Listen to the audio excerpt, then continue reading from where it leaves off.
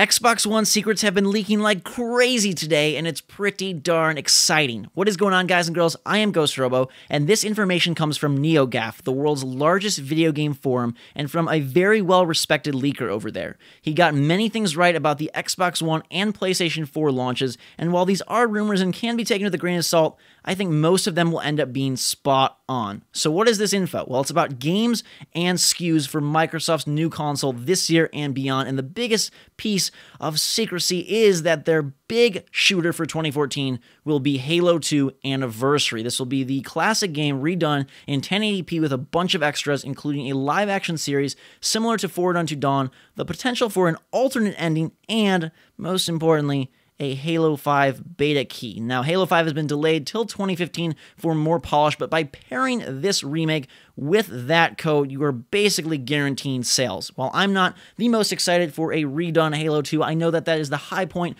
for many gamers, and I think it will sell like crazy. Of course, it includes multiplayer and will be developed by the same people who did Halo 1 Anniversary back on Xbox 360. Other holiday games for this year include Quantum Break coming out for the holiday lineup. Halo is targeting a November 11th launch, and so I believe Quantum Break would be more towards the Thanksgiving time frame. Sunset Overdrive, the game from Insomniac, the Ratchet & Clank guys, their first trip down Microsoft Lane with a very colorful and crazy open-world shooter type thing. That's October of this year, and get this, will be paired with not only a limited edition controller, but a white Xbox One, which is kind of crazy because if you remember, Microsoft gave white Xbox Ones to its employees as sort of a thank you for participating in the development process and said that would be the only way to get them. Well, it sounds like that's changing as they will be introducing a new colorway to their console in October, plus another SKU, a 1 terabyte box in November. Now, there's also talk that Microsoft could do a price drop of sorts by offering a $400 Xbox One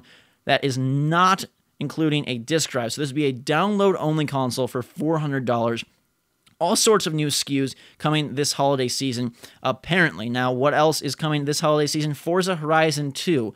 I don't know how I feel about that, especially after we just got a Forza, but apparently it looks gorgeous, has a huge open world, tons of social stuff, co-op stuff, and possibly might be even more awesome than what we saw at launch. Even sooner than that, Titanfall releases in March with lots of DLC packs. Not surprising considering how much emphasis EA places on DLC with Battlefield. I'm sure they want to do the same with Respawn, so they're talking a DLC pack 45 days after release and another 120 days after release. Also, along the Titanfall line is that the game will launch with 16 maps, which if that's true, that's a pretty good amount of maps. Thinking about other first-person shooters, I'm pretty impressed, especially considering the environmental navigation present in Titanfall. You're jumping, you're leaping, you've got huge mechs, jetpacks, so 16 maps, that's pretty darn cool. Beyond this year, we've got, like I mentioned, Halo 5 in 2015, Fable Legends, summer of 2015, and then Crackdown 3 is apparently in development, targeting a 2016 launch, so a ways away.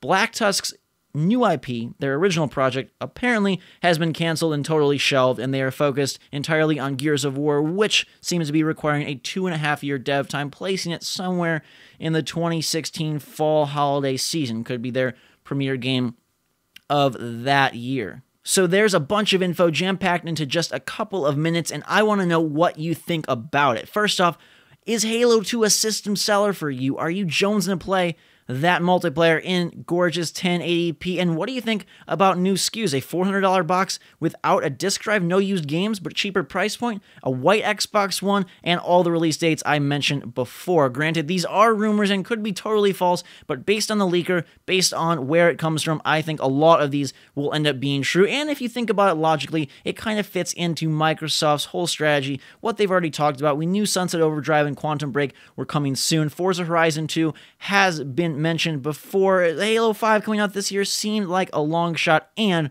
they did do Halo Anniversary 1, so why not bring it back for a second tour? Thank you guys and girls so much for watching. Hit that like button if you enjoyed the video. Add your favorites. Make sure to let me know in the comments below what you think and what you're most excited for. Until next time, guys and girls, thanks so much for watching. Have a fantastic day. Drink some hot chocolate. We will see you all later.